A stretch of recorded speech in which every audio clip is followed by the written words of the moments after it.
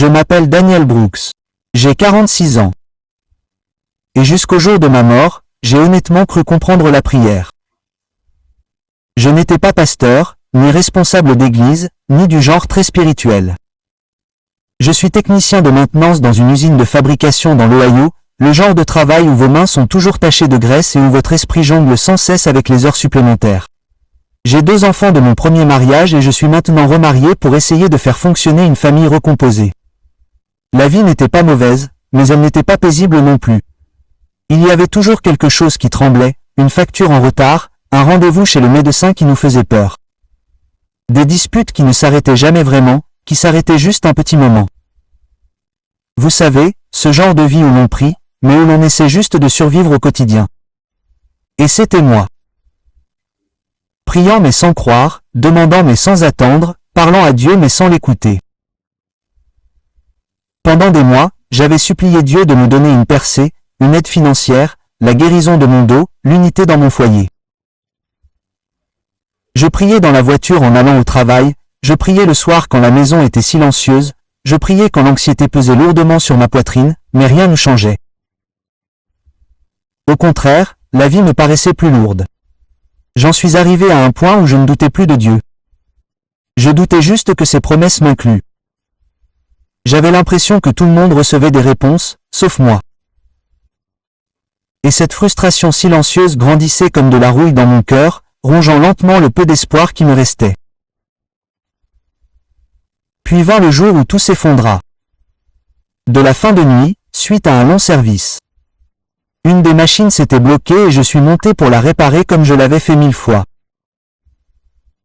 Mais cette fois, j'ai glissé. Je ne me souviens pas avoir touché le sol. Juste un éclair, une explosion de bruit, puis plus rien. Plus de douleur, plus de souffle, juste le silence. Un silence froid, épais et troublant. Ils m'ont dit plus tard que mon cœur s'était arrêté avant même l'arrivée de l'ambulance.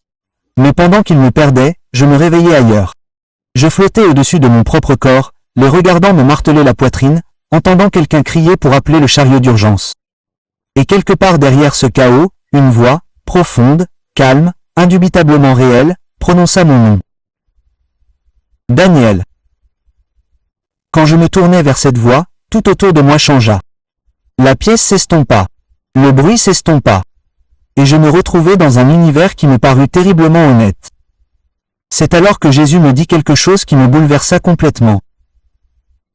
Tes prières ont atteint mon trône, mais ton cœur a exaucé ce que ta bouche demandait. Et il dit, laisse-moi te montrer pourquoi. Au moment où Jésus prononça mon nom, tout autour de moi se dissout. Comme si la chambre d'hôpital n'avait été rien de plus qu'une fine feuille de papier qui se détachait de la réalité. Je me retrouvais debout dans un espace vaste et calme qui me paraissait plus réel que tout ce que j'avais pu toucher sur terre. Le sol n'était pas exactement le sol, mais il me retenait. La lumière n'était pas aveuglante, mais elle me révélait tout, surtout moi. Je ne flottais plus. Je n'étais pas confus. J'étais douloureusement conscient. Conscient de ma vie, conscient de mon cœur, conscient de la vérité que j'avais évitée pendant des années. Devant moi se tenait Jésus. Il n'y a aucun moyen d'expliquer sa présence. Ce n'était pas seulement de la lumière, bien qu'il en rayonnait. Ce n'était pas seulement de l'amour, bien que chaque partie de lui ait l'impression qu'elle extirpait ma honte. Ses yeux ne se contentaient pas de me regarder. Il me regardait à travers. Il voyait les couches que je cachais, même à moi-même.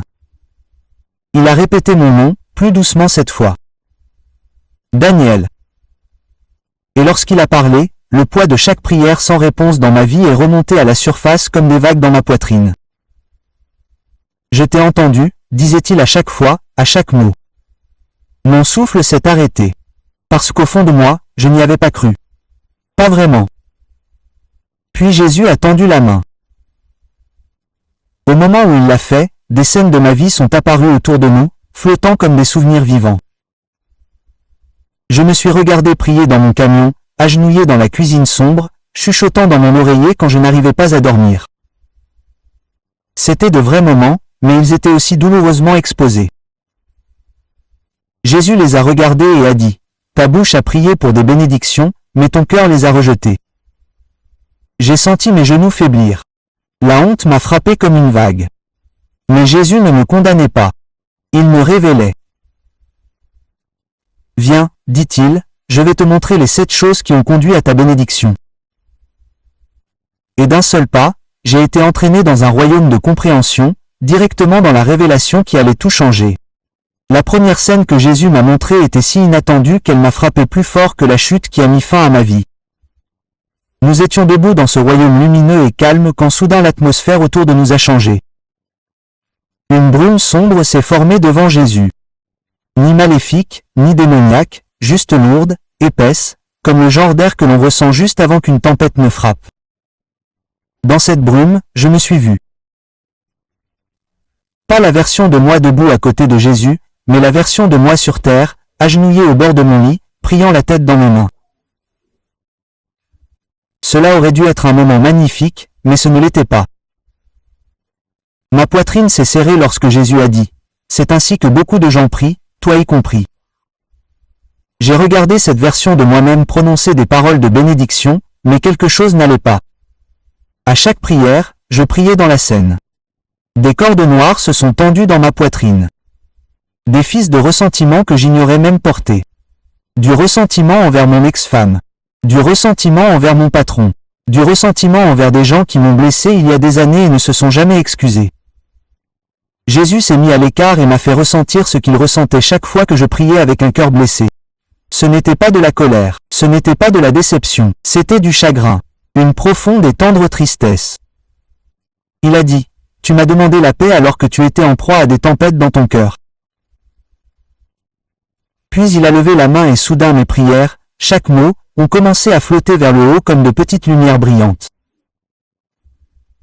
Mais avant qu'elles ne puissent s'élever loin, les cordes noires du ressentiment les ont fait redescendre.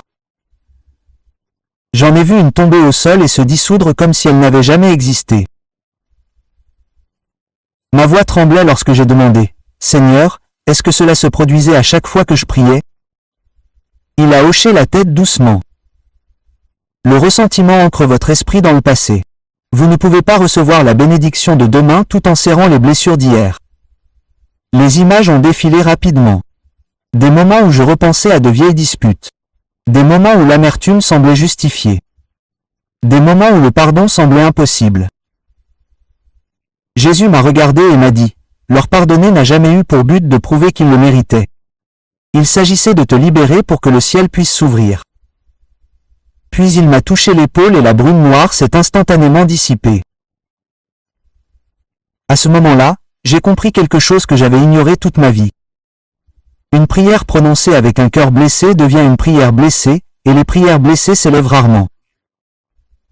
Jésus a dit, « Libérez-les, tous, et regardez à quelle vitesse vos prières recommencent à respirer. » Alors que la première scène s'estompait, Jésus m'a emmené dans un autre espace.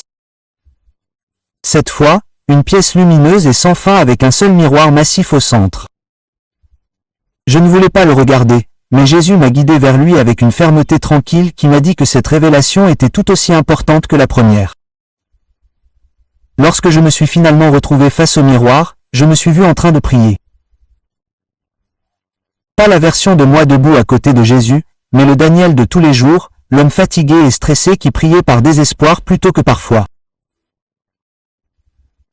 Je me suis vu dire, « Seigneur, donne-moi la paix. » Mais au moment où ces mots ont quitté ma bouche, le reflet a changé. Il m'a montré plus tard dans la journée, en train de m'en prendre aux gens pour des broutilles, de porter la tension comme une armure, de rejouer les frustrations jusqu'à ce qu'elles s'emparent de mes pensées. Puis je me suis vu prier, que Dieu bénisse mes finances. Pourtant, le reflet m'a montré que je dépensais trop pour gérer le stress, que je faisais des choix impulsifs, que je me plaignais de l'argent même après avoir demandé de l'aide à Dieu. Puis est venu le plus dur. Je me suis vu prier, « Seigneur, guéris mon mariage. » Mais le miroir ne montrait pas de guérison. Il montrait de l'évitement, du renfermement émotionnel, du retrait des conversations qui devaient avoir lieu, de l'attente d'un changement sans être disposé à y participer. Cela faisait plus mal que n'importe quelle réprimande n'aurait pu l'être. Jésus n'a pas élevé la voix, n'a pas condamné. Il a simplement laissé la vérité parler d'elle-même. Puis il a dit, « C'est la prière de beaucoup.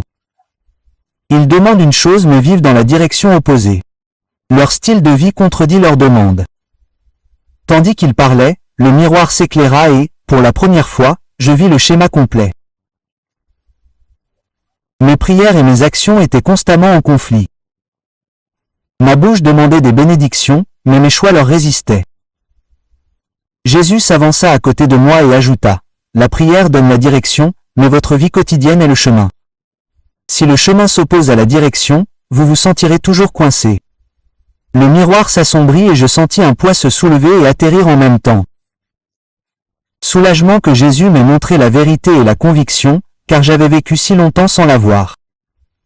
Puis il dit, « Laissez-moi vous montrer la suite. » L'instant d'après, le miroir disparut et Jésus me conduisit dans un espace qui me semblait étrangement familier, comme un couloir bordé de petites portes lumineuses.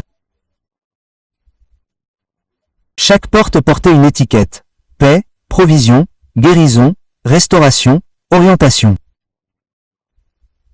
Elles ressemblaient à des réserves du paradis, chacune contenant des choses que Dieu désirait ardemment libérer. Je m'approchai, curieux, mais Jésus leva doucement la main. « Regardez, dit-il. » Soudain, une version de moi est apparue à nouveau, ne priant pas cette fois, mais faisant les 100 pas avec une sorte d'urgence agitée. Je me suis regardé m'agenouiller, joindre les mains et prier, « Seigneur, j'ai besoin de ceci. J'ai besoin de cela.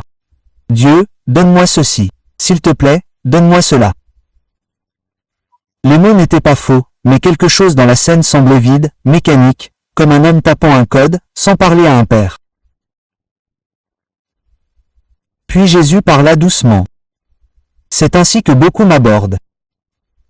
Ils voient la prière comme une transaction, pas comme une relation.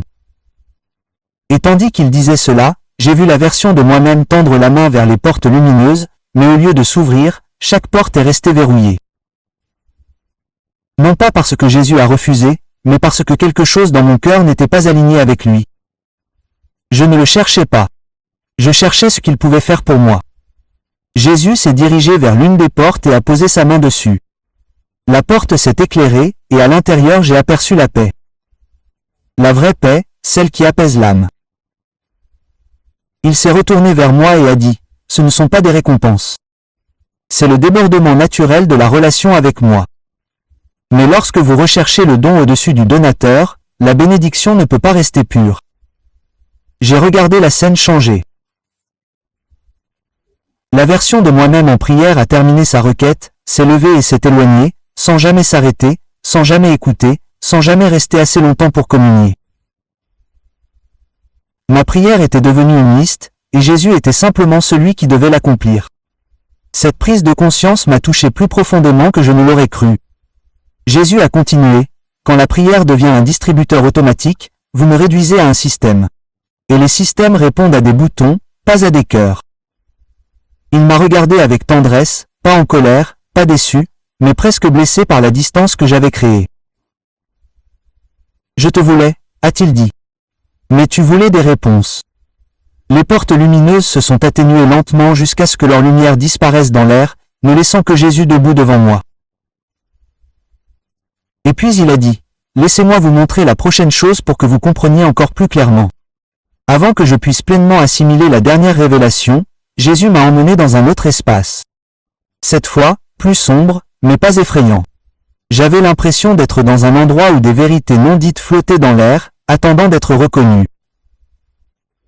Au milieu de cet espace, j'ai vu une version de moi-même priant avec ferveur, chuchotant des mots qui brillaient en s'élevant vers le haut. C'étaient de belles prières. Des prières pour une percée, la guérison, la clarté, la bénédiction. Pendant un moment, je me suis senti fier. Au moins, je pensais que cette partie de ma vie de prière était forte. Mais ensuite Jésus a dit, « Observez attentivement. » Tandis que les mots lumineux montaient, quelque chose d'inattendu s'est produit. Une autre version de moi est apparue. Même vêtements, même visage, même jour.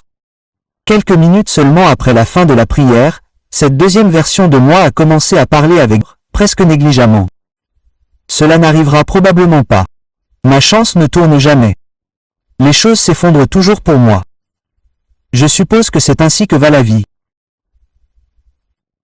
Chaque phrase sortait comme une petite bouffée de fumée, mais au moment où chaque mot quittait ma bouche, il se transformait en une flèche noire qui s'élevait et transperçait les prières lumineuses. J'ai regardé avec horreur les mots lumineux que je venais de dire se briser, dévier ou redescendre. Jésus n'a rien dit au début. Il m'a laissé regarder la collision, mes prières pleines d'espoir détruites par mon langage vaincu. J'ai eu l'impression que mon cœur s'était ouvert. J'ai voulu crier sur cette version de moi-même, la secouer, lui dire d'arrêter, mais je n'y suis pas parvenu. Finalement, Jésus a dit, « Tu as demandé avec foi pendant un moment, puis tu as parlé avec doute pendant des heures. » Sa voix n'était pas dure, mais ferme, comme celle d'un médecin qui révèle la véritable cause d'une maladie. Vous avez déraciné ce que vous avez planté. De nombreux croyants font de même. Leur bouche prie pour obtenir des bénédictions, mais leur parole quotidienne étouffe les graines avant qu'elles ne poussent. Il s'est approché et j'ai senti sa présence s'imposer à la vérité qu'il révélait. Vos paroles ont un poids spirituel. La foi ne peut survivre dans une bouche qui s'accorde continuellement avec la peur. J'ai regardé à nouveau tandis que les flèches noires effaçaient mes propres prières. C'était douloureux, mais Jésus ne l'a pas caché. Il avait besoin que je comprenne toute la réalité de la situation. Puis il a dit quelque chose que je n'oublierai jamais. Votre vie évolue dans le sens des mots que vous prononcez régulièrement, pas de ceux que vous priez occasionnellement. La scène s'estompa lentement, laissant sa dernière phrase résonner en moi. Laissez-moi vous montrer la 5e chose, dit-il, car beaucoup tombent dedans sans s'en rendre compte. Lorsque la 4e révélation s'est estompée, Jésus m'a emmené dans un décor qui ressemblait à un vaste champ de miroirs. Des centaines d'entre eux, reflétant tous différents moments de ma vie. Mais ces miroirs ne se sont pas montrés, mes actions. Elles montraient mes réactions. Mes réactions aux bénédictions des autres. Jésus m'a guidé vers un miroir, et au moment où je l'ai regardé, j'ai senti ma poitrine se serrer. Il montrait un moment où un collègue avait acheté un nouveau camion. Je l'ai félicité, j'ai souri et j'ai même plaisanté avec lui. Mais derrière le sourire se cachait une légère douleur, le sentiment qu'il progressait alors que j'avais du mal à suivre. Le miroir s'est à nouveau déplacé. Cette fois, il montrait mon ami recevant une promotion que j'espérais. Je l'ai encouragé, je lui ai dit qu'il la méritait, mais intérieurement je me suis demandé pourquoi Dieu semblait ouvrir des portes aux autres alors que les miennes restaient fermées.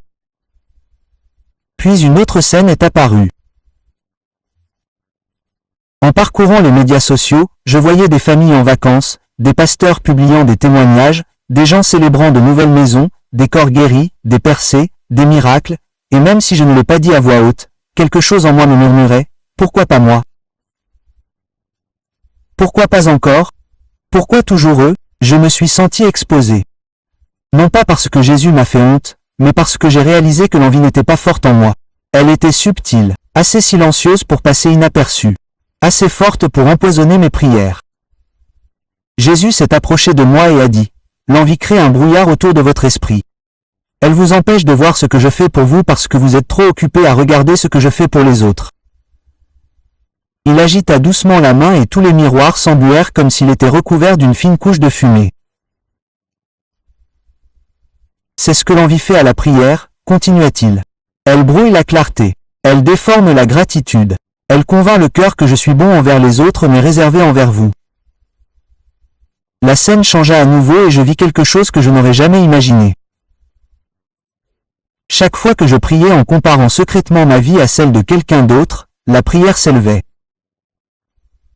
Mais au lieu de briller avec éclat, elle vacillait, s'affaiblissait et s'estompait. Elle n'était pas rejetée. Elle manquait simplement de force pour se maintenir. Jésus se tourna vers moi, sa voix douce mais perçante.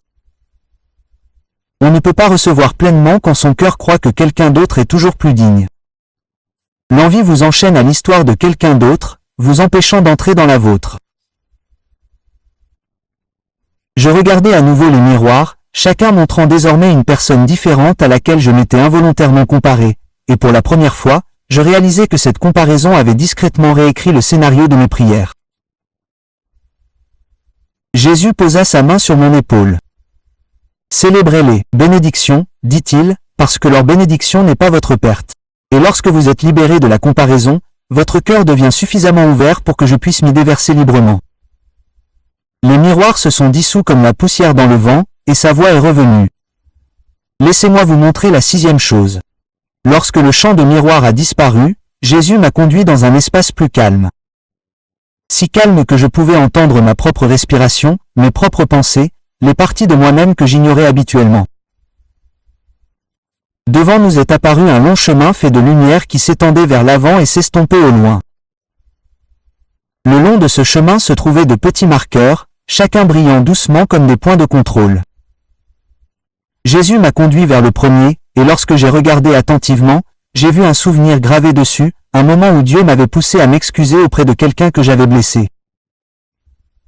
Je me suis souvenu du tiraillement dans mon cœur ce jour-là. Je me suis souvenu de l'avoir ignoré. Le marqueur s'est légèrement estompé.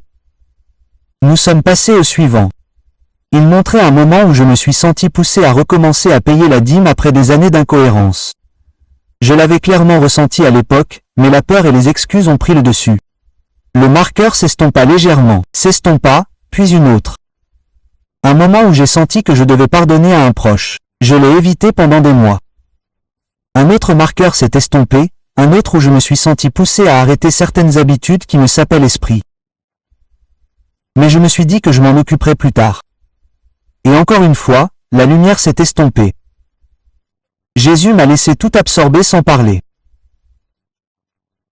Chaque étape sur ce chemin révélait un moment où Dieu m'avait donné des instructions claires, pas des commandements compliqués, juste de petites étapes d'obéissance pour me préparer à une percée. Mais je les évitais, les remettais à plus tard ou faisais semblant de ne pas les entendre. Puis Jésus a finalement dit, « Tu as demandé de nouvelles bénédictions tout en ignorant les anciennes instructions. » Beaucoup de croyants font cela. Ils attendent des réponses qui ne peuvent pas venir parce que leur chemin est inachevé. Je suis resté silencieux à fixer les marqueurs estompés. Jésus a continué, « Une bénédiction nécessite un alignement. Lorsque vous refusez l'étape que je vous donne, vous retardez le résultat que vous recherchez. » Ces paroles n'étaient pas condamnatoires. Elles étaient simplement vraies. Et j'en ressentais la vérité au plus profond de moi.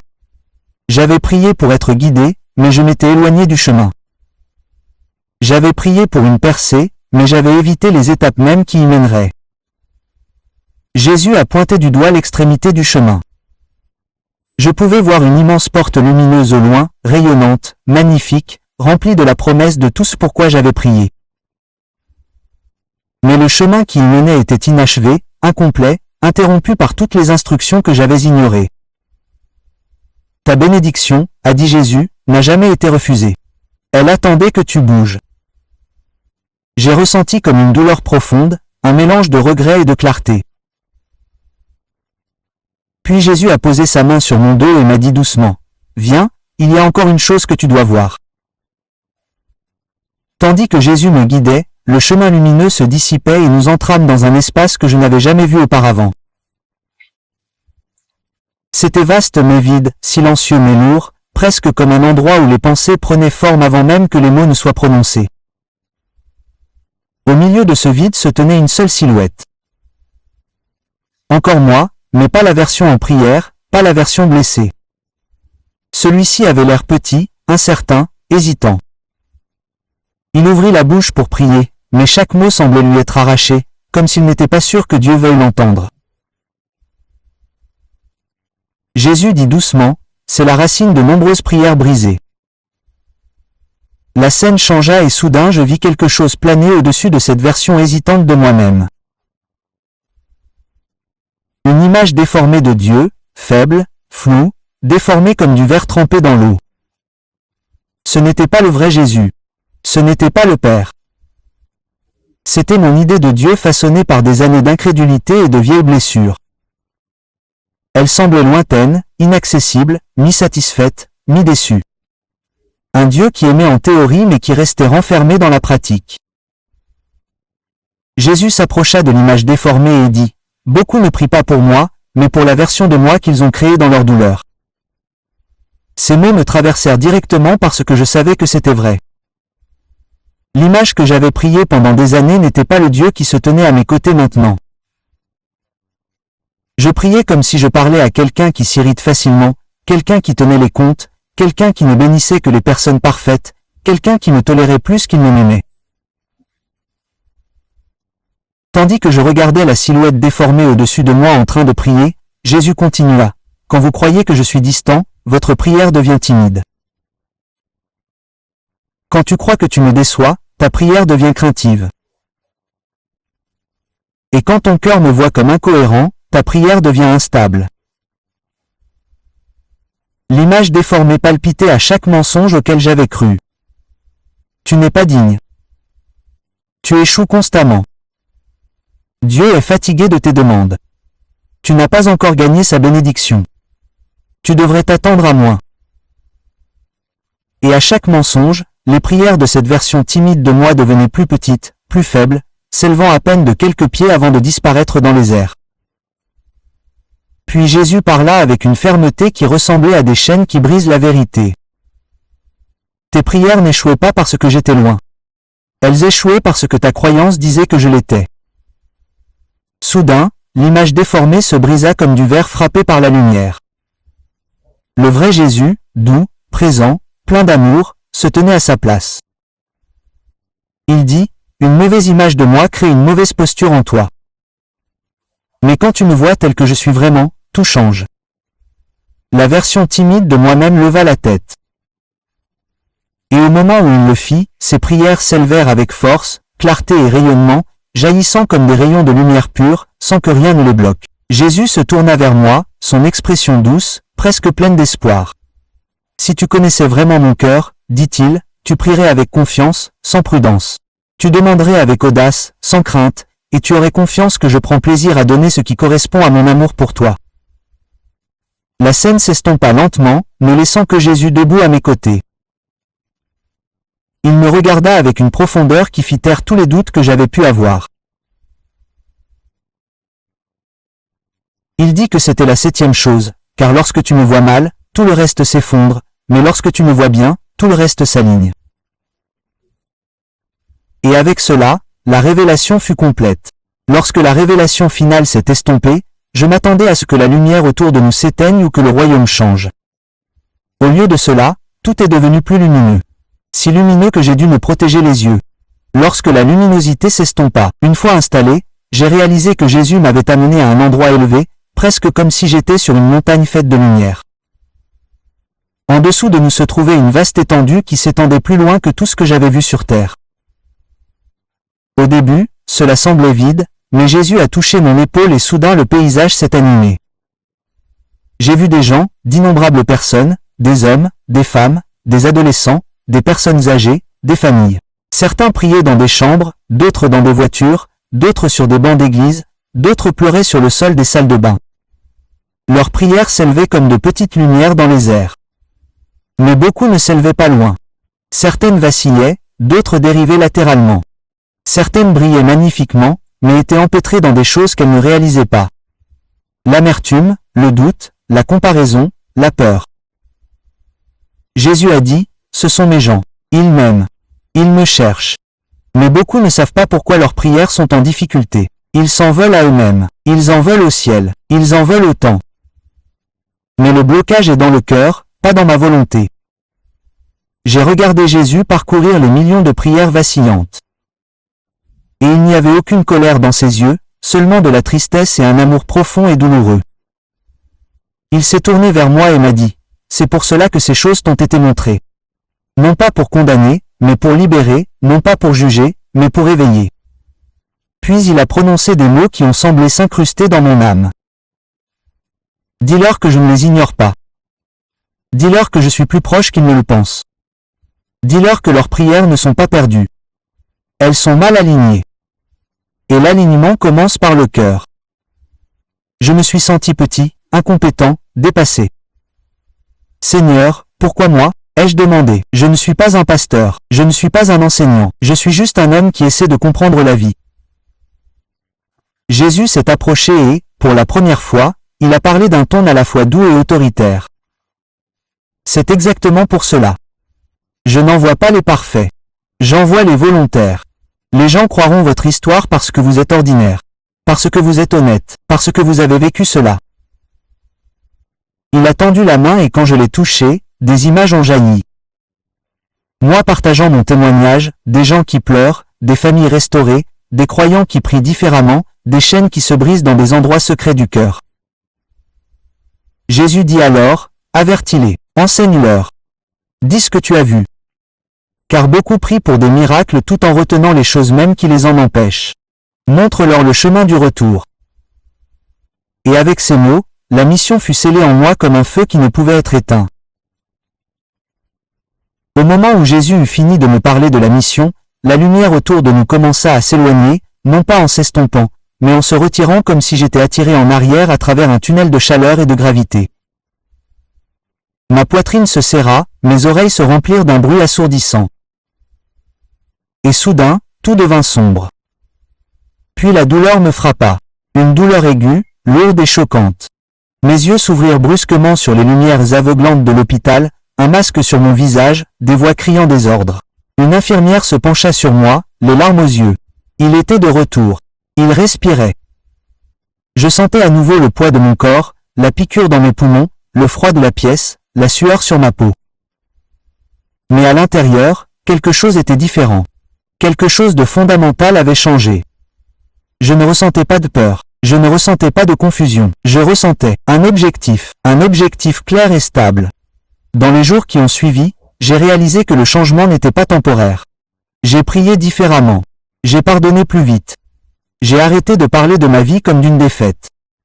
J'ai arrêté de me comparer aux autres. Mes prières ne ressemblaient plus à des demandes désespérées. Elles ressemblaient à des conversations avec quelqu'un que je connaissais enfin. Et le plus grand changement, c'est que je ne pouvais plus rester silencieuse. Je ne pouvais plus garder les révélations pour moi. La mission que Jésus m'avait confiée brûlait dans ma poitrine comme une flamme vive. Je ne suis pas simplement revenu à la vie. Je suis revenu avec un message pour que les autres n'aient plus à prier dans le noir comme je l'avais fait autrefois.